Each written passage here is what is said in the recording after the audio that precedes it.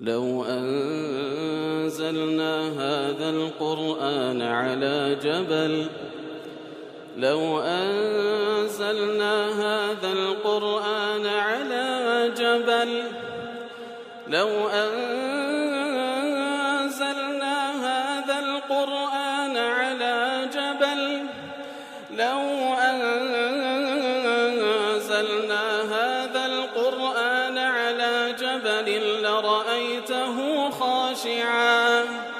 لرأيته خاشعا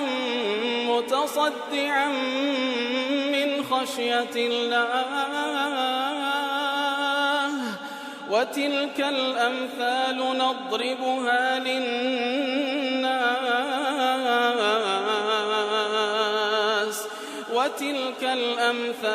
نضربها للناس لعلهم يتفكرون. الحمد لله والصلاة والسلام على رسول الله وعلى آله وصحبه ومن والاه. السلام عليكم ورحمة الله. مرزان خوش حالم لواني 533 لواني كان تفسير القرآن بيروز بيمو خزمتان وبست رزامدي رب العالمين وهي وادان ايوي ازي السودي لور بقرن. أعوذ بالله من الشيطان الرجيم. بسم الله الرحمن الرحيم. يا أيها الذين آمنوا إنما الخمر والميسر والأنصاب والأزلام رجس من عمل الشيطان فاجتنبوه لعلكم تفلحون. برخوا شويستان رب العالمين با أيها الذين آمنوا بانگ مان دكا وكوت مان هر آتك با يا أيها الذين آمنوا بانگ مان بكا دیارە ئەو فەرمانەی کە لە دوای ئەو بانگەوازە هاتیە عیلاقەی بە ئیمانەکەمانەوە هەیە واتە جێبەجێکردنی ئەو فەرمانەی کە لە دوای یا ئەیها الذین ئامنوا هاتیە نیشانەی ئیمانی بەندەیە نوقسانی لە جێبەجێکردن نیشانەی نوقسانی لە ئیمان بە هەموو شوێ قەدەغەکردن لە جێبەجێکردنی و ئاتە دیارە بەڵگەیە لەسەرەوەی کەوا خۆی بە ئیماندار نازانی. بەڵێ یا ئەیها الذین ئامنوا إنما الخمر والميسر بزانن كوا إنما الخمر والميسر والأنصاب والأزلام تارشد باز دكا رب العالمين بإنما حصر باسيان دكا كأوانا هموي هيت نينة تنها رجس من عمل الشيطان نبي أو تارشتا هيت نينة تنها بيسن حكم يعني كوا بيسن وهروها لكردوا شيطانا تنا أو تارشتا الخمر عرق والميسر قمار والأنصاب أو بتصنماني كذا برسلن لغير الله سبحانه وتعالى والأزلام وهروها أو تيرو بشكاني كوا دكرا أو تيراني كوا داندندرا لبوي كوا بي كسكارك أنزام بدا أنزام دهان أنزام ندا بيغوتري أزلام كدين روين دكينوا أوانا هر ساليان رجس من عمل الشيطان بيسن لكردوي شيطانا فاجتنبوه لعلكم تفلحون دي ليدور كونوا تاوكو فلاح سرفرازي دنيا وقيامت بدز بينن. لا سبب نزول وآتا وكل صحيح مسلم دا هاتيا سعد كرة أبي وقاص خويل رازي بدفن أتيت على نفر من الأنصار والمهاجرين بلاي كسانك دارو يشتم لأنصار مهاجر كان كبيكو دانشتمون فقالوا تعال نطعمك ونسقيك خمرا وذلك قبل أن تحرم الخمر. طلع يترقوتين ورا دانشة نان مان لقلب خو وهروها عرق كضلها التاء أو كاتا عرق حرام نكرابو. قال فأتيتهم في بستان يتر ضلي أمن السوملان كلا باغك دانشتبون فإذا عندهم رأس جزور مشوي ضلي أو خواني كذا نابو سري حشتريك بو كوا برجي اندرابو وزق من خمر وهروها زق ضلي إناء من جلد واتوكو بابنين دولكك ياخذ هر شتيك كوا لبيست دورس كرا بيست حيوان طبعا تسيتي كرابو خمر عرقي تدابو فأكلت وشربت معهم إتر نانا كما خواردو عرق كاش ما خواردو فذكرت الأنصار والمهاجرين عندهم باسي أنصار مهاجرين مكر كاتي كوا خواردمان باسي أنصار مهاجرين مكر فقلت المهاجرون خير من الأنصار ما زي سكاش مهاجري وأنصار تدا طلعهم قلتم مهاجر كان تاكتن الأنصار كان فأخذ رجل أحد لحيي الرأس طلع يقلوا عنك وأنا مسكم ديار أنصاري بو وقت ما سري حشتري أشياء سور كردبو كوا ديان خوار طلع بارتا إسكيتشي با بڵێن لێوی حوشتر با بڵێن عەفوەن پارچە ئێسکێکی شەویلاجی حوشتر دەڵێ هەڵی گرتەوە و فأخذ رجل أحد الحي الرأس فضربني به فجرح أنفي دەڵێ بەو پارچە ئێسکەی کەوا هەڵی گرتەوە ئیسەری حوشترەکەی بوو طبعا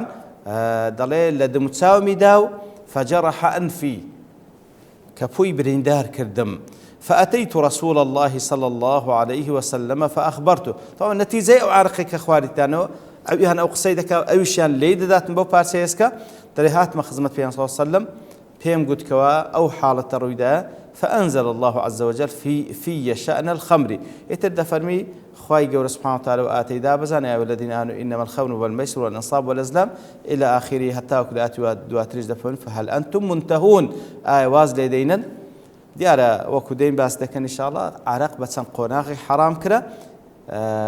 ئەخیر قۆناغ ئەو ئاتێکەوە ئێمە مەسەلە لە خزمەتی داینە خوای گەورە بە یەکجاری فەرمووی وازی لێ بینن ئایا وازی لێ دەینن بەڵێ وەکو ئیمام عومەر فەرمووی ئینتەهەینە لە تەفسیری وەسیید دەربارەی ئەو ئاتە لە سەرتادا دەڵێ مناسبەی ئەو ئاتە لەگەڵ ئاتەکانی پێشووتر ئەوەیە دەرێ لە پێشەوە خوای گەورە فەرمووی لا تحرموا الطيبات ما أحل الله لكم ئەو شتانە حرام مەکەن کەوا وەکو پاک و چاکن لە خۆتان حرامی مەکەن وەکولوا مما رزقكم الله حلالا طيبا بخۆن لەو شتانی کەوا پاک و چاکە و حلالە ئیتر لە ضمنی ئەو شتانی کەوا لای ئینسان خۆشەویستە خەمر و مەیسرە خەمر نەوعا نەشوەچی پێدەداتن بە ئینسان مەیسریش لە بۆ وەخت کوشتن باشە وەکو ئەوەی کەوا وەختی لێ بەڵایە نازانین بە چ سەرفێ بکاتن ئیتر لەو شتانە وەکو خەمر و مەیسر ئینسان پێی خۆشە ئیتر لەسەر ئەو ئەساسە لا جرم أنه تعالى بين أنهما غير داخلين في المحلات بل في المحرمات يتلواني كسيك بلا لآيات بيشتر دفرمي أو شتيكوات طيبة وباكة وتاكة لا إخوتان حرام مكان لأخوتان أيدي عرق وميسر لا إخوان يعني بطبيعة إنسان بي خوشة وبي تاكة كواتا لسر آيات كبيشتر كواتا أيشان ناكد لأخوان حرام كنا خواهي في الأوانا رجس من عمل الشيطان أجر توش بيت ساكا بلان بزان حقتك وياش تيشي بيسو لعمل الشيطان بلى وخمر ديارة هل لو اندر دفرمي لسترو هاتية خمر لسترو هاتية لو يدلي أو بارتسا باروي كوا آفرتان سري خوان بيدادا بوشن بيقوتري خمار وكو بابن أو تساروقو ياخذ أو رفتيك وسر بيدا بوشري بيقوتري خمار لبروي ستري سري دكاتا والخمر بمعنى الاسم ما يخمر العقل ويستره كواتا خمرش كوت مالين لغته ولا معنى ستره هاتيا شندر استردك عقل إنسان استردكاتا ويمنعه من التقدير السليم يتر أو عقل إنسان استردكاو منعي دكا لويكوا تقدير بابلين بير كرنويتشي ساغو سليمي هبي أو خمر ما يصيريش بمعنى قمار دي خمر أو عرقة ما يصيريش بمعنى قمار دي وهو مشتق من اليسر بمعنى السهولة قمار لا تسوى هاتية ما يصير لا يسر هاتية واعتبر آساني لأن المال يجيء للكاسب من غير جهد أو كسيكوا لقمار دباتو وبيه وهيد زهدك صرف بكاتا أو قمارة دباتو أو مال دباتو والمراد بالميسر ما بس لما يصير تسيه ما يشمل كل كسب يجيء بالطريق الحظ كواتا ميسر قمار همو أو مالا دقريتوا كاتكوا كسيك بدست ديني بطريق الحظ بويكوا خو بخت يتر همو لعبيك همو جمانك خو بختي تدابي أو قمارة حرامة براستي وتعريف زور جوانا كل كسب يجيء بطريق الحظ المبني على المصادفة كواتا هر جمانك كوا لسر حظ بخذ راوستا كوا بصدفة لو شيء دردسيتن يتلو قمارة هر جمانك وهر ناوتش ليدني ما دام أو ما عليك واتيدا كويدا كنوا بصدفة لو كسيك دردسيتن كوا كوبا كردور خمدا خوي وبختي أواد بيت قمار فاللعب بالنرد على مال يسمى قمارا أويك نرد طبعا حديثي شي لسان نردشير وكوبا كل أرخم بين الزار أويك بزار أنزام ددريكا ويش بصدفة داخوات سرقة مشيديني ئیتر ئەوە حرامە خودی گەمەکە لە بەرەوەی حەدیثی لەسەرە و ئەگەر لەسەر مالیش ئەنجام بدرێتن ئەوە قمارە کەواتە هەم ماڵەکەش حرامە هەم خودی لعبەکەش حرامە. وهكذا كل ما يشبه ذلك من ألوان تمليك المال بالمخاطرة وبطريق الحظ المبني على المصادف. كواتا همو أو شتاني كوا بابلين لسر بخد دوستيتن وبالصدفة لبو كسيك دردتي أو زهرنا وشيان لينايا أو قمار وحرام وخايقو دفنمي لعمل الشيطان كواتا ميسر بمعنى قمارش أو التعريف كيتي هر مالك بطريقي أخو لسر أساسي بختو بالصدفة لو يدر بسيتن أو حرامو هشاشيت دانيا. وتحريم الميسر تحريم لذات الفعل كاتك وذلين قمار حرامة وتخدي كارك حرامة فالعمل في ذاته حرام وتخدي أنزام داري أو لعبة حرامة والكسب عن طريقه حرام وكسابة كردنو مال بدسينانش لو رقايا عيني حرامة أوش ميسر. والأنصاب جمع نصب أنصاب تيك حرامة لو تارشتا سيميان أنصابة كجمع النصبة وتطلق على الأصنام التي كانت تنصب للعبادة أو بتو الصنمان كوداد لو عبادة بكري طبعا استاج للصين واليابان ولزورق لو زيقان بوذية كان عين بتو الصنم ده برسن يتر أنصابيش جمع نصبيش بو أصنام بتو صنمان ده قلت لك كوداد لو عبادة بكري أو على الحجارة التي كانت تخصص للذبح عليها تخرب من الأصنام يعني وتا أنصاب بو بردانة دا قوتريكوا تايبت داندنا لسر أو برد حيوان سرد بذرا لبو فلان الصنمي كوا وكو قرباني يتر أوشيان بها ماشي وقرباني كردن لسر أو بردانة بي قوتري أنصاب ياخد خدي أو برداني كوا لبو قرباني كردن لبو صنمكان بي قوتري أنصابو خواهي قوتري فهم أيوشيان عيني رجس من عمل الشيطان بيسو لعمل الشيطان. والأزلام أزلام بمعنى قداح دي وهي السهام التي كانوا يكتبون على أحدها كواتا لجاهلية عيني كسك بيستبا مشروعك وبروجيك أو زواجة سفرك تجارتك دهاتا أو بابنوك قوديك سيس سهميان لنا ودانابو لسريتش يعني نسرابو أمرني ربي وعلى الآخر نهاني ربي كواتا يقلو سيس سهمة لسر نسرابو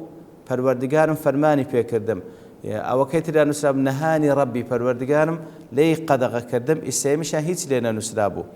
ئیتر ئەگەر ئیسێم دەرچوو بە دەهات یەکەچی ڕادەچێشە ئەگەر دەرچوو بە ئەمەڕەنی ڕەبی ئەو کارەی ئەنجامدا ئەگەر دەرچوو بە نەهانی ڕەبی ئەو کارەی واز لێدەینە ئەگەر ئەوەی سێم دەرچوو بە کە هیچ لێ نووسرا دووبارەی دەکرد و هەتا یەک لەو دوانەی تر دەردەچوو. ئیتر دیارە ئەوەش بە هەمان شێوە حرامە وەکو ئێستا شێوازی دیکەشی هەیە ئەو کارە ئیوا هەیە گوڵێک دەینی پەلک لێ دەکاتەوە بیکەم نەیکەم زانین ئەخیر پەلک چ دەردەچی. ئیتر ئەوە هەر عینی بە هەمان شێوە ئەو ئەزلامەیە کەوا خی گەورە نەهی لێ کردیە لە ئیسلامدا لە جیاتی ئەزلام کاتێکەوە ئینسان بە تەمای مەشروع پرۆژەیەک بیتن کەوا لای گرنگ بی بێوێتن کەوا لێی دوودڵی هەیە بیکەیان نەیکا لە ئیسلامدا دوو کاری لە پێشە یەکەمیان ئیستیشارە بکاتن واتە لە ئەهلی خبرە بپرسیتن ئەو کارەم باشە بیکەم یان نەیکەم زەواجە دەربارەی ئافرەت و عایلەکەی بپرسی ئیستیشارە بەو کەسانە بکەکەوە دەیناسن سەفەر و تیجارەتێکە لەو کەسانە پرسی کەوا شارەزای ئەو سەفەر و تیجارەتەنە ئەو ئیستیشارە و هەروەها ئیستیخارە دوورکە عن نوێژ دەکە وهروها دعاء دكا ودبارت ولا رب العالمين يا ربي خواه اگر او كارم خيري تيدا لبومي سهل كو آسان كو بركة داري بك اگر خيري تيدانية خواه وابكي كوان نتوان او كاري انزام بدم ولبديلي اوش خواه كاريش كم لبوبيني بيش كوا خير ساكي دنيا وقيامت بتيدا انساني مسلمان كاتك كارو بروجيك بك كلاي جرنجا دودريشي تيدا بودو حالته لدودليكي دردسي هم استشارة هم استخارة بهيش شيء وقت بيان صوت دفرمي ندامت ونخسارة منديل دوا كسك كوا كارش باستشارة وباستخارة كر نبشمان دبيتوا وهروها نەخەسارەتیش دەکە لەو کارێک کەوا کردیتی. لە حەدیثێکدا طبعا ڕجس وەکو جمهوری فقها دەڵێن، جمهوری فقها ولا جامعی صحيح هاتیە لە جامعی صحيح لسنن والمسانید کەوا مەصدرێکی موثوقی حەدیثە کەوا ئەوەی صحیحە لە ئەحادیثەکان هەوڵیدا کۆی کردتۆ لێرە لەوێن دەرێژ عینی کە باز لەو ئاتە دەکات دەڵێ ڕجس ذهب جمهور الفقهاء إلى أن الخمر نجاسة مغلظة كالبول والدم لثبوت حرمتها وتسميتها رجسا. دەڵێت جمهوری فقهاء لەسەر ئەوان کەوا جمهوری فقهاء زۆرینەی شەرعناسەکان لەسەر ئەوان کەوا خەمر عارق خودی عارقەکە با بڵێن پیسە، يعني ئەچکە لەسەر ئەوە خلافه إنما الخمر والميسر والأنصاب والأزلام رجس من عمل الشيطان بيسا ولا كردو الشيطان ليردا بيسيكا بيسيتشي معنويا بيسيتشي حسية ديارة هندق باب جمهوري فقهاء درن استنادا لسرو آتك خمر بيسيتشي بيزغلو بيسيتشي معنوي بيسيتشي حسيشة وكوكو حاشاتشي أو مدري سمان وەکو بەول وەکو میز پیسە بە هەماشەوە خەمریش بە هەماشەوە پیسە لەبەرەوەی خوای گەورە دەفەرمی ریجسە. ریجسیش لە لوغەوانی الشەیء القەدر والنەتن شتێک پیس و بۆگەن بی ئینسان بێزی لێ بیتەوە پێ دەگوترێ ریجس. و هەروەها بەو شێوەیە بەڵام هەندێک کە لە فوقەها دەڵێن نەخێر پیسیاتیەکەی عەرەق وەکو پیسی قومار و هەروە ئەزلام و ئەنساب پیساتیەکەیان معنەویە نەوەک پیساتیەکی حسیبی والله ئەعلەم. ئیتر ئەوەش بابەتێک ینی عارق پیسە وەکۆی کەوا با بڵێن شتی پیس تەعامل لەگەڵ دەکرێت یاخود خودی خۆی پاکە بەڵام معنەویان پیسە وەکو گوتمان جمهوری فقها دەڵێن پیسە، بەڵام هەندێک لە فقهای دیکە نەخێر دەڵێن لەبەر ئەوەی لەگەڵ سێ شتێک دەکەیت کە باس کراوەکو ئەنساب و ئەزلام و مەیسر کەوا هەمومان دەزانین هیچێک لەوانە نەجاسەتەکەی حسی نییە بەڵکو معنەویە کەواتە ئەویش لەگەڵەوان کەوا باس کراکەوا ریجسە پیساتیەکەی معنەویە بە هیچ شێوەیەک حسی نییە والله ئەعلەم. دیارە ئەو ئاتەشتی تری تێدا ما باسی بکەین بەڵام لەبەرتەواو بوون کات دەوەستین بە پشتیوانی رب العالمین لەوانەی داهاتوو دێنەوە خزمەتی. وصلى الله وسلم على نبينا محمد وعلى آله وصحبه أجمعين وآخر دعوانا الحمد لله رب العالمين. لو أنزلنا هذا القرآن على جبل لرأيته خاشعا متصدعا من خشية الله وتلك الأمثال